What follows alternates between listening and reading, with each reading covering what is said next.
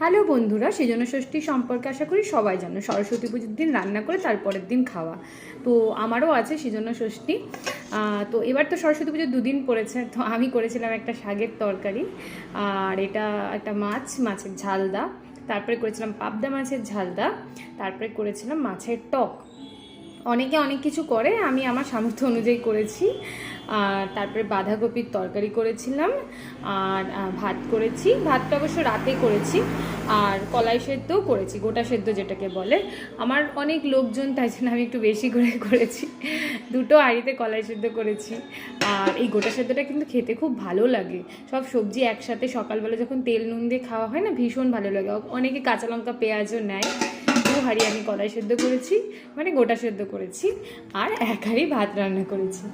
Tata.